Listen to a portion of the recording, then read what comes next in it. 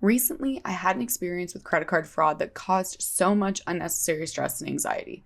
I spent hours on the phone and in chats with my credit card company. I had to get two different cards before the fraud stopped, and I was so worried about what was going to happen to my money in my bank account.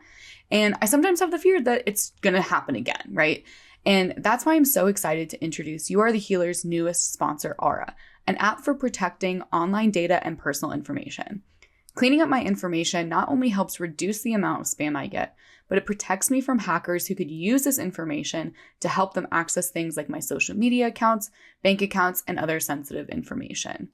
Protecting yourself and your personal information is a form of self-care. I swear. Go to my sponsor, aura.com/healer to get a 14-day free trial and have peace of mind knowing your information is safe. Again, that's Aura, AURA.com/healer for your 2-week free trial. You Are the Healer is sponsored by BetterHelp. Therapy is mandatory because there's absolutely nothing wrong with seeking help. I think every person who walks this earth needs therapy, honestly. I'm stoked to be connected with BetterHelp to offer affordable and accessible therapy resources. The link is in my show notes, and you can also go to betterhelp.com/healer. That's better, HELP.com/healer. Now let's get into this episode. Hi, besties. Before we dive into the episode, I just want to provide a quick disclaimer. You Are the Healer is here for empowerment, storytelling, and those aha moments, but it is not a substitute for therapy, medical advice, or professional help. I'm sharing my experiences, education, and opinions to support you, not to diagnose you. Everything you hear on the show is for informational and educational purposes only. You are responsible for your own choices, healing journey, and how you apply what resonates. If you need deeper support, please reach out to a qualified professional that can support you on your healing journey. All right, disclaimers done. Let's dive into this episode. Welcome back to You Are the Healer. I'm so excited to introduce a lovely guest who I met, honestly, in a pretty whimsical manner. I met Haley at the Mind Body Spirit Expo. I was vending, and she walked by and she had bright blue hair, and I'm pretty sure I must have said, "Hey, nice hair." We started talking, and then here we are. Now we're going to record on the pod together. So Haley, thank you so much for being here. Yeah, thank you so much for having me. Of course. So fill people in a little bit on who you are, what you do, just some things about you. I always kind of struggle with this part, but Yeah, I feel the like worst question. it is. There's so much I could say. But I will say I'm just a weirdo on the internet, and I'm inspiring other people to be themselves fully. Part of that is showing up like really bright. I don't have a ton of tattoos to show yet, but that would be in addition to the weirdness that I share with other people. And my whole thing is inspiring others to just improve their lives and to realize that they have the power to do that. And it's through like recognizing that inner whimsy and inner child self. So yeah. Yeah, I love it. And I love the use of the word weird because I feel like weird gets this like bad rep. So tell me a little bit about how maybe you've reclaimed that word for yourself and how weird can actually be a good thing. Yeah. Weird for me feels safe. When I was in high school, I made a few friends and they'd be like, "Oh, Haley, you're so weird." And I'm like, that doesn't feel very good. Uh-huh. But as I got older, I really embraced Pokemon, like all the nostalgia, playing video games and really getting into that. And the more of an outcast I became, the more I wasn't an outcast because I found like my people, and there were thousands, if not millions of them, and I just never saw them. So like the more weird I became, the more normal it was. So Yeah, it's almost like weird is like just being whatever is true to you, being your authentic self. And to some people that might be weird because it might be like, Pokemon, what? That's nerdy. But to you, you're like, this is what I love. It lights me up. And then you find this entire community. And I think that's such a good testament to, if you stay true to yourself, if you live according to what feels good for you, which might be weird to other people, you're going to find your people. And you literally can't find your people if you're pretending to be normal. You're pretending to be what other people think you should be.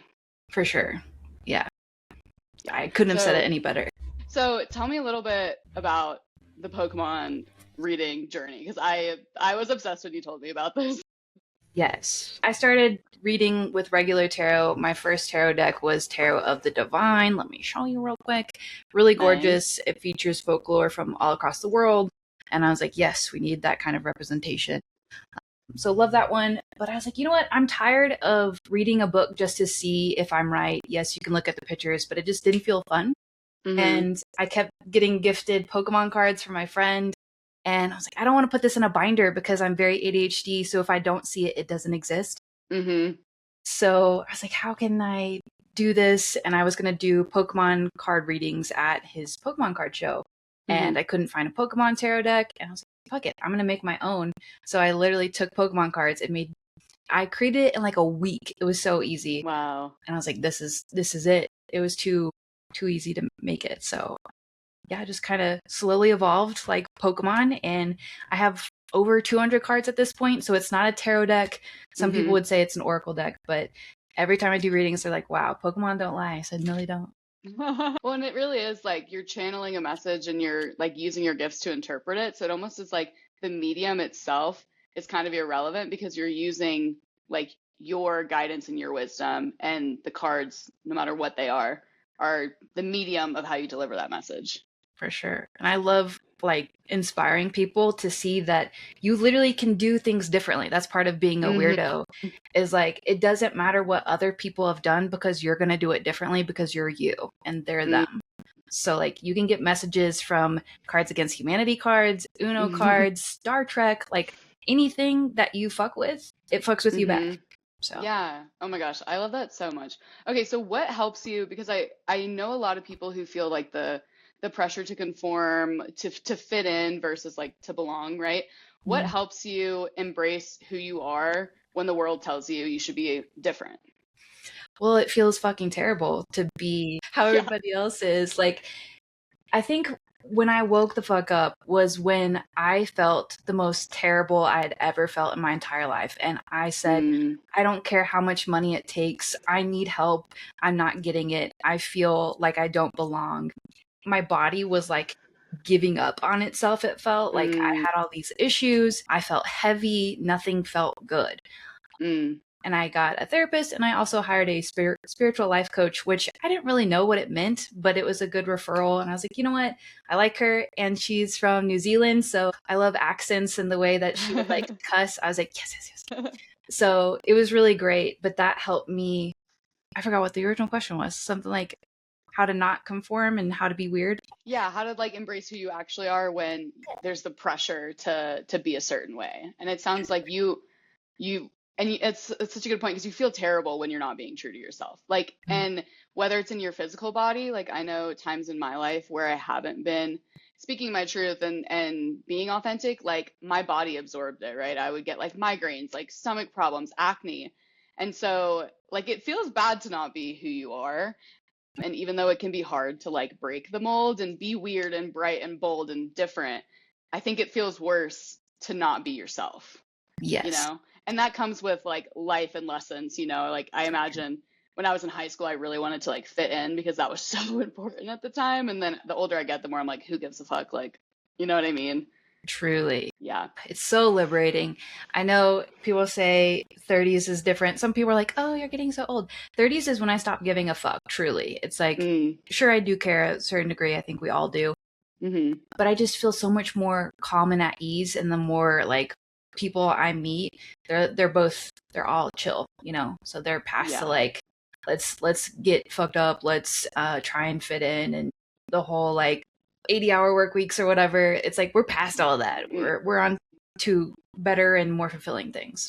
Yeah, absolutely. So I want to rewind a little bit and talk about the place where you decided to get a therapist, this New Zealand spiritual life coach with the accent that I love. What helped you when you were at that point of like, oh my gosh, this is so hard? What helped you get help and reach out and take action?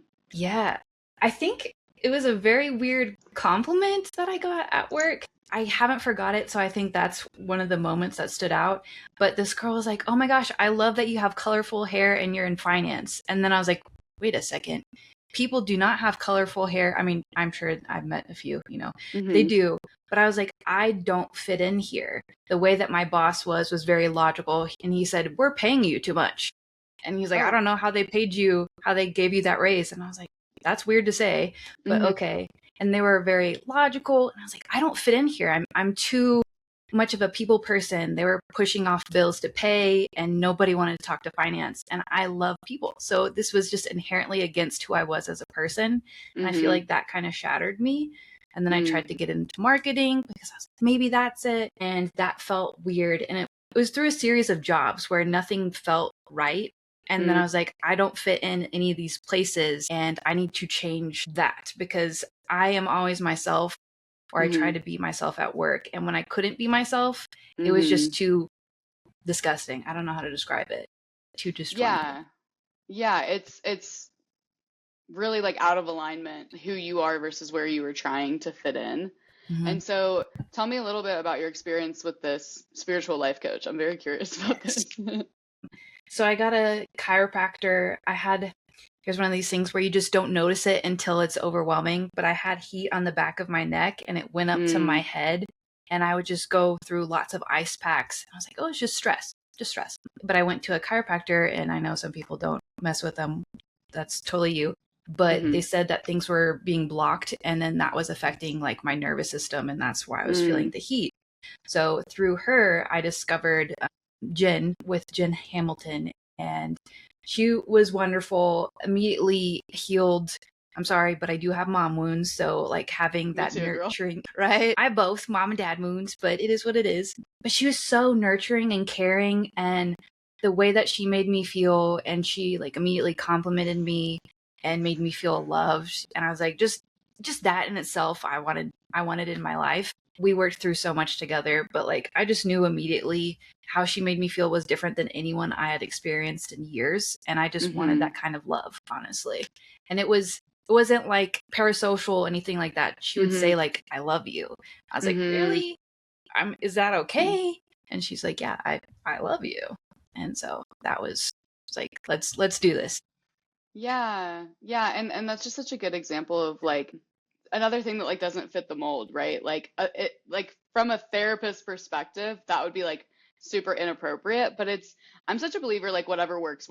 You know what I mean? The thing you said about chiropractors, like some people they have their problems with them. If it works for you, it works for you. Like that's kind of the whole message of this show is like you are the healer, you are the person that knows yourself. Like and so like hearing that from your coach, like I love you, especially having those like maternal wounds, like a lot of people do. Like that's what your soul needed, and I think that that's really beautiful that it didn't have to conform to like a rule book, and you were able to get that relief and grow into who you are now because you found the right person at the right time. I think that's beautiful. For sure. And correct me if I'm wrong, but you're a coach yourself now, right? I mean, technically, yes. I did start off being a coach, and then I was like, why does this feel so heavy? And I felt like I just didn't have too many examples of what I wanted to be as a coach. So it was hard. Yes, I could have had clients, lots and lots of clients to help me figure it out, but that felt like I could do more harm than good. I felt like maybe I needed more certifications, not certifications, but like trauma informed types of things, ones that would cost like thousands and thousands of dollars. Right. And I was like, I don't know if I love this. And I was also carrying a lot of weight, even though it's the client's responsibility to make changes. So it felt very heavy and it was draining me. So that's when I turned fully into tarot readings, because it was like short little bursts of inspiration. And then people were like, yeah, I'm going to go take on the world. And that felt lighter and more fun. So yes, I am, but not officially all the time. Okay. Yeah. And that kind of follows, what you were describing about like going from like marketing to like different jobs and feeling like it wasn't the right fit. And I'm glad that you landed on something that feels good for yourself, and it sounds like really great for other people and inspirational, which I think that's really cool. Thanks. So I want to talk a little bit about, you mentioned you have ADHD. Me too. How did you learn that you had that, and what are some things that help you with your ADHD and going about your day? Yeah. Visibility is so important in every way, shape, and form, no matter like what we're talking about, like representation is huge. And me seeing it on social media, I was like, well, maybe I do have ADHD. And my husband was diagnosed with ADHD. And I said, maybe. So I took a test. I had my therapist send one to me. And then I did ask for my mom's input, like how I was as a child, because I this is kind of weird, but I don't remember my childhood really until a certain age. So I was like, I don't know. But she said yes to most of those things. And then I was put on medication. I was just wanting to experience something. I think Adderall gave me like heart palpitations, and that was gross. So then I was on clonidine. So this is really important for people to know. There are lots of different things that you can use if you have ADHD. It's not just like one medication. Just be willing to try. I know it can feel uncomfortable with like there certain symptoms, but there's something that can work for you for sure. Yeah. And I think you touched on such a good point, because when I was diagnosed, I was like, oh, I don't need meds. Like, I'm fine. You know, I fought it for a really long time. And it's been, I think, 3 years since I got diagnosed. And I've tried a bunch of different things until I finally found the thing that works for me. I think I found the med that I'm on now, which is actually meant for 6-year-olds, which I think is hilarious. I think I found it 5 months ago, like very recently. But you know, it's kind of like shopping for a therapist. Like, sometimes you have to meet with people and then you don't vibe and then you pick another one. It's not like the thing in itself is bad. It's like you just need to find what works for you. And I think there's so much stigma, specifically with ADHD and medication. Like, oh, you should be able to handle it just fine. Or like, because stimulants are like potential for abuse, people are so weird about them. But I'm like, if you have ADHD and you take a stimulant, like your brain feels different than someone who doesn't have it. You know, like when I take my meds, I feel like calm and normal. And like typically my brain is like 8 thoughts at one time and it's juggling and I'm like, oh, okay. And then I do a task and I stop halfway and I start another one. And when I take my meds, it's just like, oh, I'm just going to do the thing that I'm doing right now. And when I'm done with that, then I'll move on to the next thing. Yes, for sure. It's so calming in that way. It's quieting your brain. And then for me, it gives me energy. Like I do get tired in general around like 2 or 3 p.m. I think that's just everybody really. But that afternoon slump is what it's called. But I'm like, there's something more to that. So in general, I'd be like really tired. And being on ADHD meds, I could actually do the things that I needed to do, be a human, because we still got to do stuff, still got to pay bills. So yeah, it helps. Yeah, it makes like functioning easier. And I think like at the end of the day, no matter who you are, what's going on, like you deserve to be able to function like as best as possible. So what are some other things that help navigate your ADHD? I know for me, like timers is really big. Setting timers and setting alarms. So that way I'm like, oh, wait, that's reminding. Because like kind of like what you said, like if it's not there, I'll forget about it. Like that object permanence is so real. Yeah, that's why my office is kind of messy, is because I have to see things to use them. And it's a very fine line between getting too messy to where I'm overwhelmed, because then I can't function because it's like too much. So it's figuring out how to organize my space in a way where I can utilize it and not have things build up and then stress me out. Also, I do like having 2 calendars. I have 2 whiteboard calendars where you can just write on the dates and everything. So I have one for the current month and one for the next month, so I can see everything. I did try and color coordinate, but at a certain point I just stopped, so it doesn't really matter. So yeah, having 2 different calendars there plus my online calendars is helpful. And then with the timers, I'll have like an hour ahead, an hour and a half ahead. Then I'll do, so our podcast recording was at 11, so I had a 10:50 a.m. alarm, and then I snooze it for 8 minutes. And then that's like the last one. So it's, a lot. Yeah. I'm a big fan of snooze too. It helps the transition from thing to thing. I'm like, okay, just 9 more minutes and then I'll get up and I'll do the thing. But you have to have that rule. You have to know how many snoozes. It can't just be like infinite snoozes. You have to be like, here we go. Yes. Yeah, mine's 1. There you go.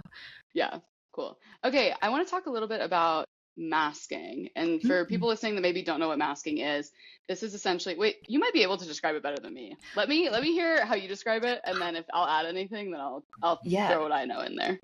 Masking is literally like putting on a mask that you want others to see you as. So for instance, I'm thinking of an Oni mask right now. If you know what an Oni is, it kind of looks like a devil. If you want to be seen as a devil, you put on that devil Oni mask. And then what does that mean for other people? It means that like, don't come anywhere near me, like don't fuck with me. I might have a temper, Like you're putting on a mask and that means something to different people and it helps them treat you a certain way.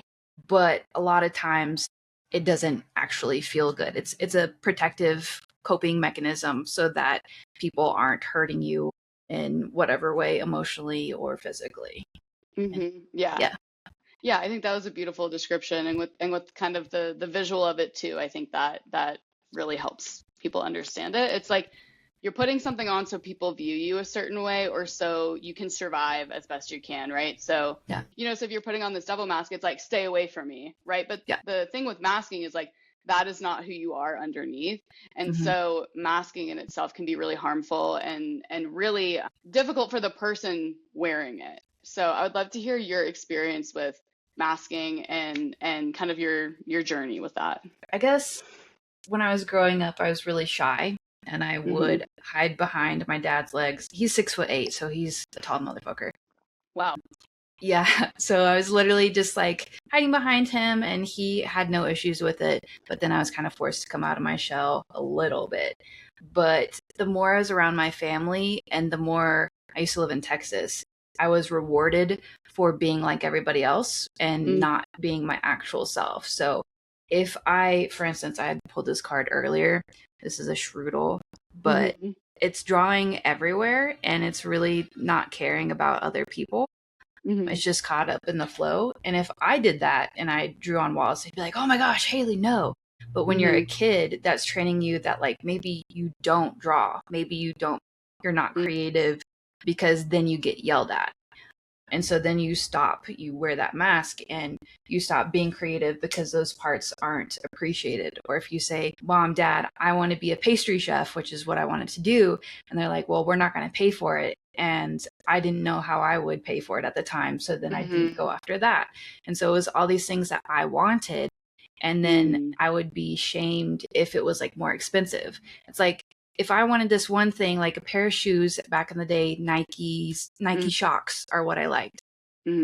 So that was like $100. And if all my family members contributed, aunt, uncle, grandma, my other set of grandparents, my mom, my dad, it would be like $5 per person or whatever. And it wouldn't be ridiculous, but they shamed me and said that I was like bratty or high maintenance. And that's just what I wanted. So I stopped asking for what I wanted. And I was also shamed if I didn't accept their gift that didn't make any sense for me. For instance, do you remember those shirts where they were like this big and then you like stretched them and they could fit like anyone? Yes. Yeah. My grandma got me this and I was like, who? That's not even representative of my personality. It's like, you don't even know who I am. So I experienced that as a kid. I was just trying to fit in because otherwise I'd be yelled at and I was afraid of consequences. So I just stopped doing anything to upset my parents. Yeah. Yeah. And that just reminds me of like, we do what we can in order to survive growing up, especially in like whatever household dynamic we grow up in. And so like for you, that looks like, kind of like staying quiet, not expressing the things that you really want to do, like pastry chef. Come on. I feel like that would have been great. Yeah. And like drawing, right? If you get in trouble for doing something, you learn as a kid, okay, that gets me in trouble. I don't want to deal with those consequences. I want to be safe. So I'm just going to be quiet. I'm going to fit in. I'm going to do what they expect me to do, even if it's not how I actually feel. And then when you leave that environment, a lot of times, unless you're consciously like, no, okay, I'm going to choose to not do that. A lot of this is all subconscious, right? We're just trying to survive. You leave that environment, let's say like you go be on your own and then you're still doing those things.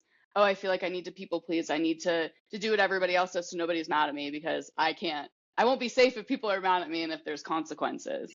Yeah. So how did you kind of remove yourself from those like learned survival tactics into who you are now, which is, your full expression, it feels like? Yeah, I think that goes back to Jen, my spiritual life coach, because I was just struggle busing for so long. I had no words to describe how I was feeling. I didn't know, like I literally use a feelings wheel now because that's so helpful. I don't even know how to verbalize my emotions until I look at that wheel and it helps me like figure out what's going on. But she helped me process a lot of that trauma, a lot of the stuff that I had been carrying, a lot of the resentment. And that's when I started realizing what they said or did was really fucked up.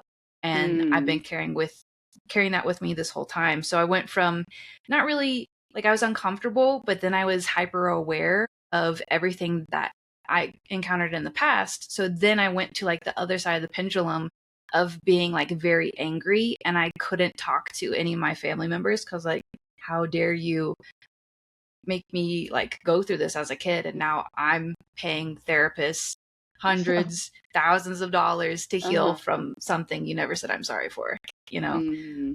Yeah.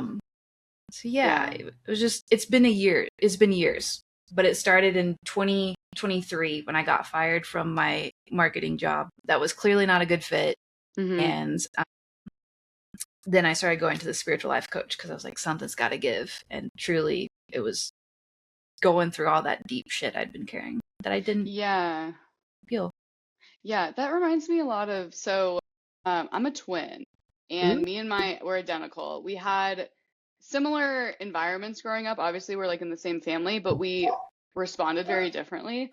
And so I experienced the anger very quickly after I experienced like the disrespect, the, being told to be a certain way. Like I felt really bad initially, and I was like, oh, maybe I should be a certain way. And then I was like, actually, fuck that. And I was very angry, like as a teenager, and I expressed that anger. And now there's been an arc with like certain family members of like, we've talked about it, we've repaired, now we're good. And my twin sister is really interesting because she's now experiencing the anger years later because she finally is like, wait a minute, that's kind of messed up what you did to me. And I'm like, right? Like I was like, that's why I was so angry growing up.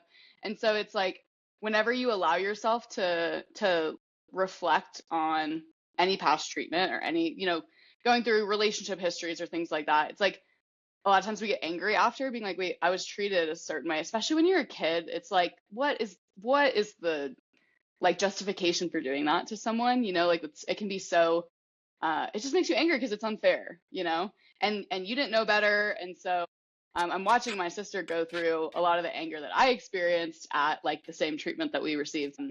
And then from that anger, I think anger is such a useful emotion. It gets such like and I feel like as women too, it's like, you're not supposed to be angry. Like you're supposed to be like the peacekeeper, whatever. I think anger is so useful because anger makes you do something. Anger shows you like, this was not okay.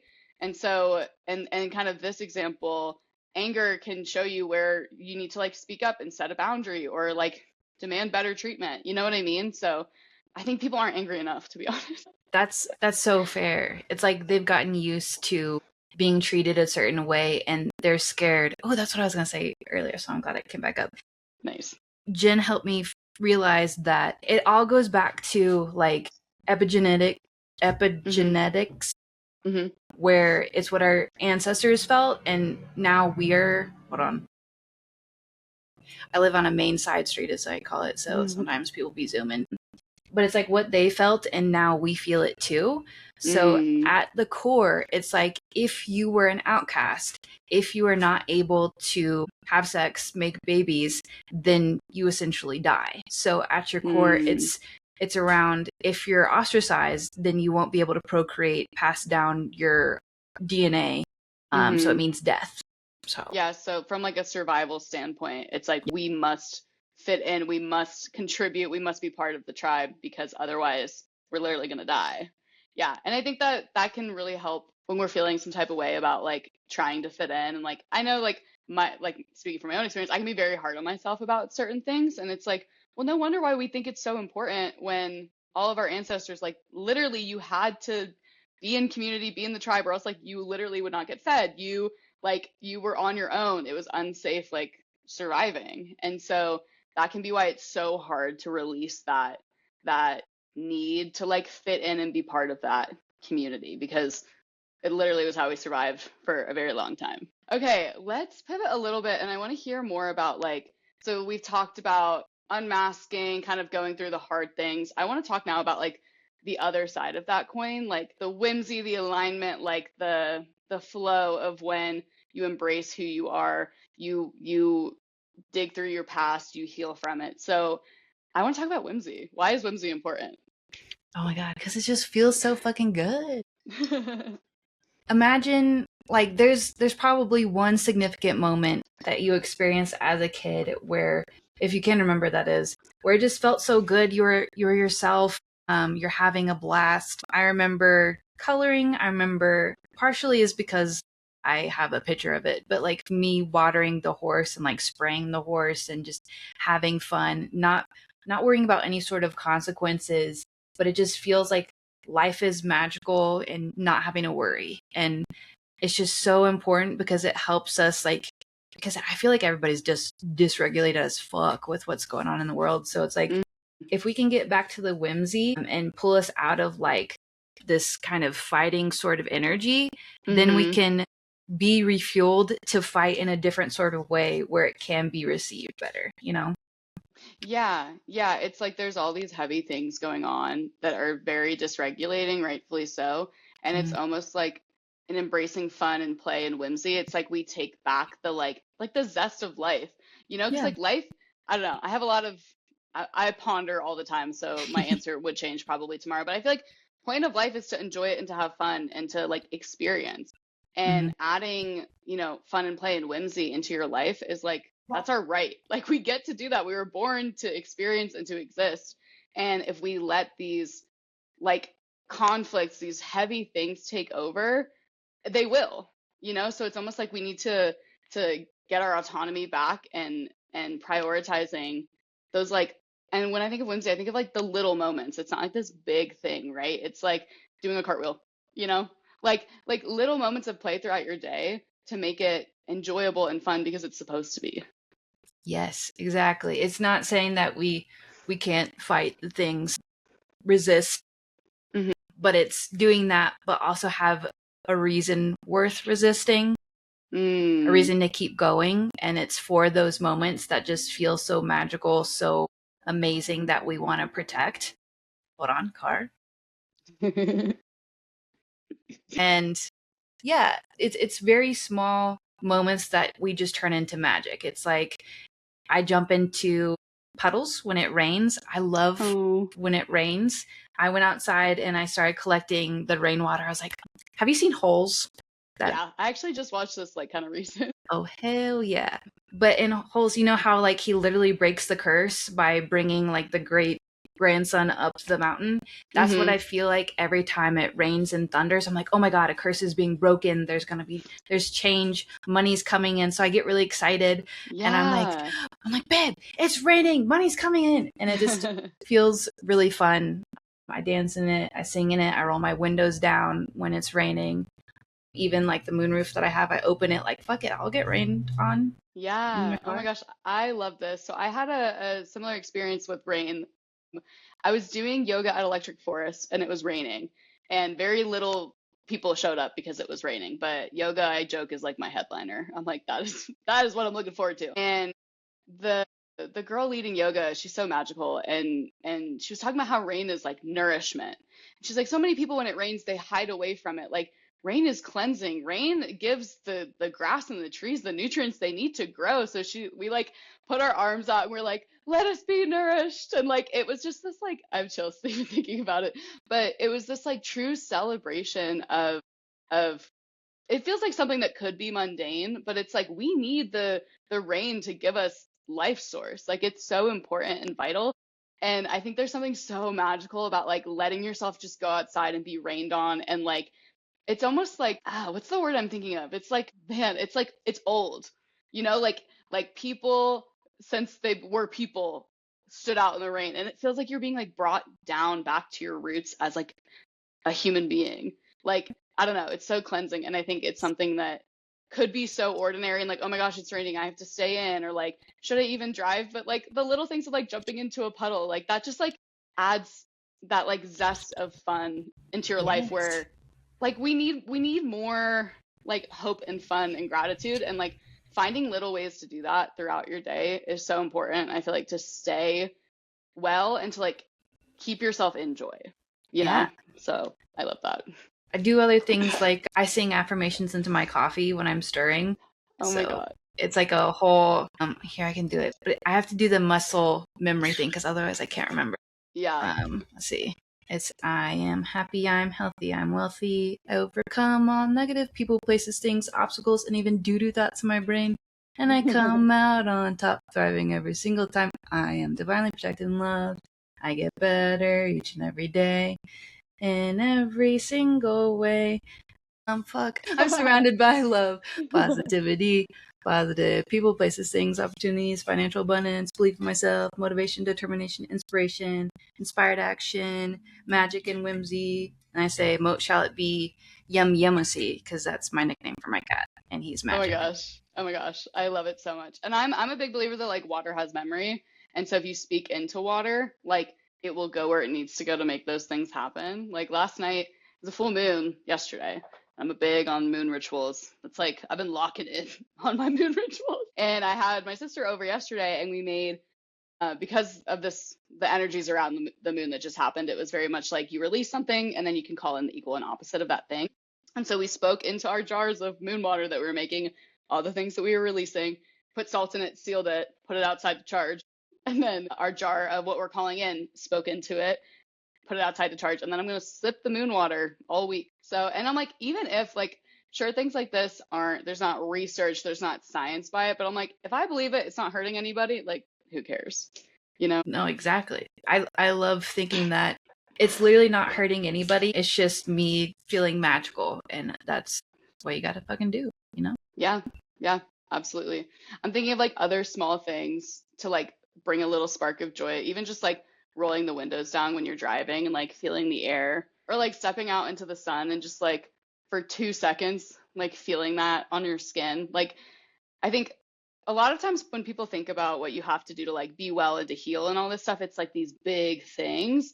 When in reality, a lot of it's just unlearning what you were told from growing up, and then small little habits throughout your day to like stay on top of it, you know? And so as much as like when you say, oh, like gratitude, like practicing gratitude is important, like a lot of times people are like, oh my God, that's so annoying. But it's like really like saying 3 things you're grateful for actually does really help, you know? And it sounds small, but like, at least in my experience, oh my gosh, it can really pull me out of a hard time.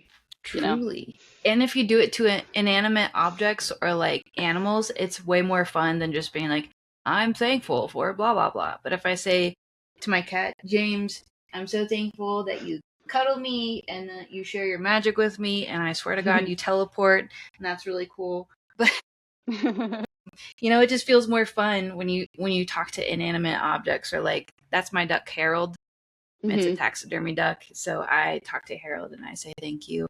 I have a little kind of, what is that? A little coin thing, bowl, dish, and I put coins to share fortune with Harold, because Harold will manage my finances. Yeah. Not fully, just so people know, but it's just like blessing my fortunes, my abundance. Yeah. And it almost feels like when you practice and do rituals and things like that, it's like, I think you just feel like less alone, even if you're talking to an inanimate object or your cat, you know, it's like they're part of your team.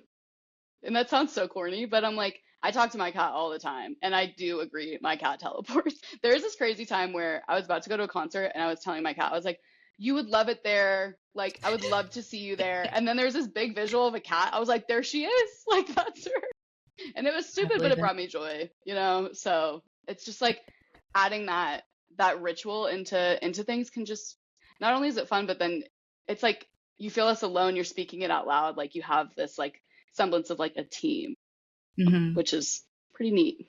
Yeah. Even if you don't know who your team is, because some people, like if you're more spiritual and you're like, what's protecting me? Sometimes you don't have to know. It's just talking to something else that you know has your best interests at heart is enough, even if you don't have past loved ones. I know for sure my grandparents, they were married. They're both passed, but I know for sure they're there. And then there's just like certain energies that I feel around me that are definitely protecting me, but they're always like loving, supportive. So something's there, something's got my back, because too many like miracles have happened to not have it be anything else. Yeah, absolutely. And I totally agree. I have a similar relationship with my grandparents that have passed. Like, I swear to God, like, I feel them. They visited me in meditation. Like, and I think it's so helpful to have this, like, belief that there's something greater. There's, like, this, like, somehow orchestration of people around you supporting you, looking out for you, and being able to, like, call on them and ask for their guidance and their help. That's something in the last couple of years I've really leaned into and, like, started developing. And there's times where like I'm at rock bottom. I feel like I need help, and I just lay in meditation and I ask my ancestors, my guides, my higher self, whoever it is, for help, and I literally feel it. Like I can feel their energies around me. Sometimes I get like a word or an inspiration, and that just makes life so much easier for me, is feeling that like support from the energies around me, you know? So how did you develop that relationship with those people? Yeah, showers. Showers are the greatest time. And I think I've spoken to people who aren't really spiritual, but they all have similar experiences. So I'm like, we're all connected. We're all experiencing the same things. But when we are in the shower, that's when you get brilliant ideas. Hate to tell people who don't believe it, but when you get those ideas, that's like some sort of source, some sort of like magical entity being, I don't know, that is helping you receive these. It's like you're getting clean, you're getting all that ick off of you so that you can easily tap in. That's why you hear songs in the shower and you're like, man, I haven't heard this song in 10 years, but I'm singing the lyrics out loud. That's how you recognize that they're talking to you. But it takes that first noticing. It's the biggest thing. And then when you see multiple of the same thing, it's like a very random thing that's not common. But if you see somebody in like a yellow dress and you see 3 people in a yellow dress, that's not super common. You're like, by the third time, you've got to be like, okay, how am I feeling at this point? Was I feeling like shit? And now because I noticed 3 people in a beautiful yellow dress, am I happier? Was that the goal, to like help me chill out and not think about stew and all the bullshit? But at first it takes noticing and then writing things down. When you see multiple of certain things, you can develop a sign. Like, what is mine? Mine's a singular eyeball. So sure, there's the third eye. There's like the evil eye, and people have that. But then there will be like a random one eye somewhere. I'm like, I need to follow that. I will literally follow it. And I'm like, where is this going to take me? And then it helps me be on this little adventure that is fun and exciting. Sometimes it doesn't lead to anything, but it's like practicing taking movements towards an inspiration and pulling you out of like the matrix, the cycles that you're in, the routines. Yeah, absolutely. And I love how you walked through like how to determine if something is a sign for you, right? Like you see these things where it's almost like that can't be a coincidence. Like you see certain patterns and you're like, that feels really loud. Like for me, a big thing is dragonflies. About, I think it was last year is when I started noticing them like everywhere. I was like, this can't be a coincidence. Like I would bump into someone and I would literally bump into their dragonfly tattoo. I was like, okay. And there's just so many like little instances like that. Like one of my neighbors, I've lived where I've lived for like 2 years now. And I looked up about a year ago and they have dragonfly stickers all over their window. I'm like, how have I never noticed that? And then literally yesterday, I'm on a walk with my sister. We're having a hard conversation and a dragonfly is in front of us, like leading the way. We're like, I wonder who that is. Like they're telling us to keep going forward, you know? So first you recognize like, okay, I've seen this symbol, whether it's a yellow dress, a dragonfly, also like disco balls are a thing for me, which now they're everywhere. So I feel like, but they used to not be. But there's one time I was in yin yoga having a really tough time sitting with myself. And I like stretched and looked up and I saw a giant disco ball like right above me. And I was like, okay, I'm right where I'm supposed to be actually, you know? And so then you pick your sign and then it can be like this whimsical, like, ooh, follow this side quest, you know? There's an eye on this door. There's a dragonfly following you this way. And then it kind of leads you into these like, I don't know how to explain it, but it's like it was destined that you ended up where you ended up because you followed the sign from the universe. And I've had this idea for a while to make an episode on how to communicate with the universe and how to follow signs, and this is giving me the inspo I need to walk in and do that. But yeah, for sure. Such a good point. Cool. Okay, so before we do checkout questions, just want to ask, is there anything else on your heart that you feel called to share? Floor is yours. I think I just want to let people know that if no one has told you this before, know that you are a wonderful person as you are. And if your first instinct is to be like, well, actually, shut the fuck up. Respectfully, with love, if practice accepting this compliment, because you do need to see yourself as this badass. Like you're a hydra. If you know anything about Greek mythology, which I love, hydras, if you chop off one head, it's not dead. So no matter what life has thrown at you, you've still been able to get through it. Yes, it felt like fucking shit, but you've gotten through it. And you need to start recognizing that you have leveled up and you can handle more. Not that you need to, but you're wonderfully made exactly how you are. And it's just going where people see you as this like unyielding force to be reckoned with, somebody who's super talented, lovely, and amazing, instead of the very first version of this Pokemon is literally a worm inside of an apple. So you're not a worm inside of an apple, or like maybe you are. Maybe you are in that kind of energy sometimes, and that's okay. But you're also this too. So take the compliment and know that you're amazing, and now start acting on it. Not like you're the worm in the apple. Yeah. Oh my God, I love that. I'm like, I needed that. That was really nice. I can't wait to edit this and listen to that again. Hell yeah. Oh, thank you for that message. Okay, let's do our checkout questions. So, Haley, what is something that people often get wrong about you? I was kind of struggling because you did give me this question. I will let people know. You gave me prior to the pod this question. I was like, I don't really know. I had to ask my sibling, and they're like, maybe that you're just really soft and can be taken advantage of. And I said, I guess maybe. To a certain degree, people do pick me out and they're like, yeah, that one. I'm like, no. But then I was kind of feeling like some people think that I have it all figured out, that I'm strong. Yes, I'm hyper vigilant, hyper independent, but I do need to be taken care of as well. I do need to be checked up on. Just because I'm whimsical, just because I'm positive and all that doesn't mean that I don't have these internal struggles that I don't feel like I can share with others, because I do care for others to the point where they're like, oh, well, Haley's fine because she's able to take care of these other things. So check on me too.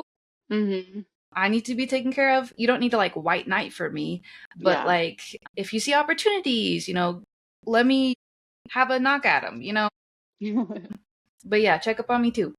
I'm strong, but I'm also a little tiny baby sometimes.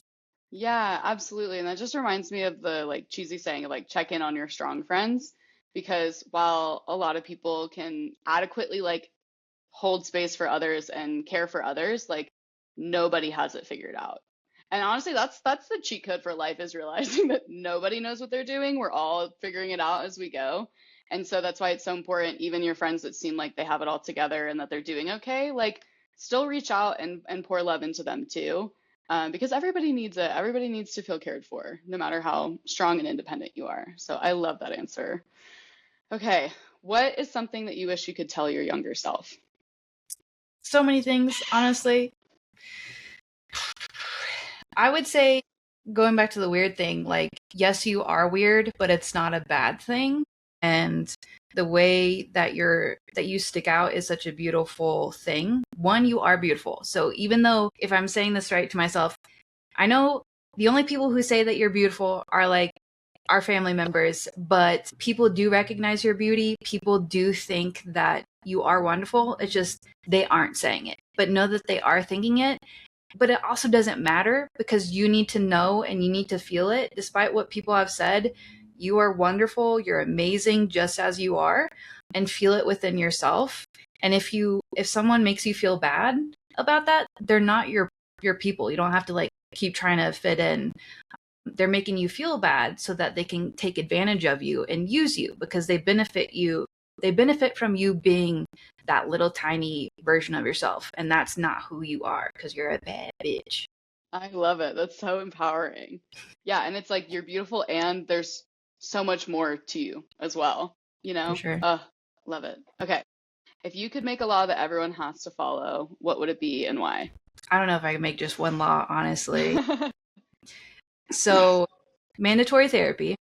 And I don't want to be like a dictator about it, right? But it's therapy where you're actually engaged. It's not somebody who just shows up and isn't taking accountability for things, and they're always like complaining about what other people are doing to them, versus like, here's what I'm doing and I need to recognize that and make change. It's like some way make a law where everybody has to go to therapy. They have to be accountable, do the journal work, do the work. And it's not like asking other people to do the homework for them. They have to do it. But also, I think that so many issues are created by not providing kids with the tools that they need to be successful.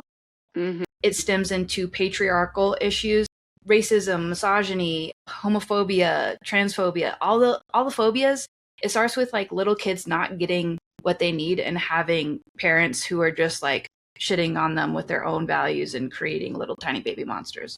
So it's like laws that help them, like heavy school funding and not taking things out that are literally history, free childcare, proper adoption laws where people can't take advantage of the system, all the free abortions, like just take care of the kids.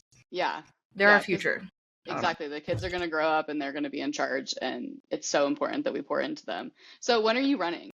Jeez. Here's another thing. It's like, I never wanted to be a leader, but in certain ways, I find myself being a leader. That's always how it goes.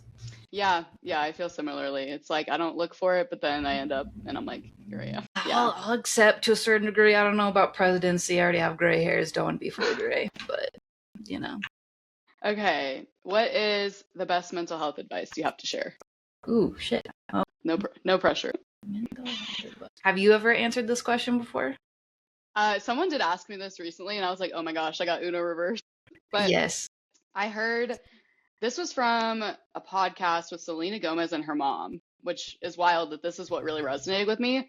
But Selena Gomez's mom was asked this question, and she said, take your time. And I was like, damn, because I'm someone that like, I want to evolve, I want to grow, like I see where I can be, I'm like, let me get there. And it's like, it's a journey. It doesn't have to be a sprint. Like you can take your time learning yourself, figuring yourself out, and it's kind of beautiful. And that kind of like blew my mind when I heard it. So that's my answer. That's interesting. I did talk about like taking your time to bloom. I was looking up, it's not the most beautiful flowers take the most time to bloom, but like I've been a late bloomer in life, and I thought that I was always behind. But the thing is, I just learned at a different pace than other people. So I definitely resonate with that. But I don't know, the best mental health advice is like, I feel like it's knowing that you can be the villain in someone's story, but you're also the hero. You're both. I think it's a little on the toxic side to say that you're just the hero, because we play different roles in different stories, and it's being okay with being that in other people's stories, but it's also having accountability. It's not just, oh yeah, but whatever. It's like, no, who am I actually all the time? What's my mask? Like, it's just being fully aware of who you are. So it's like, go to therapy, or if you can't, journal and ask yourself these hard questions, like, how am I being perceived?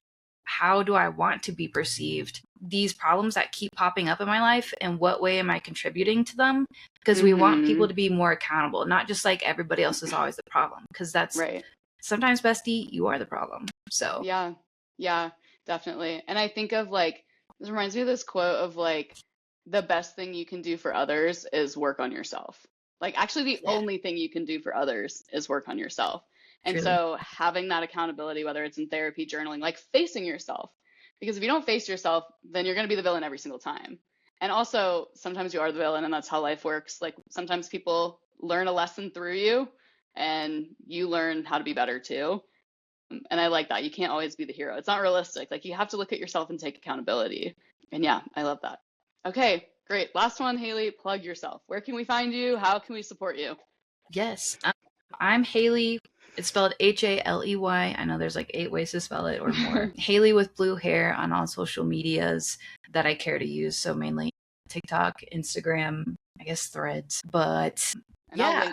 I'll link it all in the description. Hooray. Yes. I am a psychic Pokemon card reader, so that is my thing. I use actual Pokemon cards to give readings for people. I am looking to be booked for events, so yeah, there's weddings or, you know, bachelorette parties, stuff like that. But I am looking to work with like companies and help them, because I don't love corporate, but corporate fundamentally is flawed, and they're lacking in whimsy, let's be honest. So true. They think that they have to overwork people, replace them with robots, AI, whatever.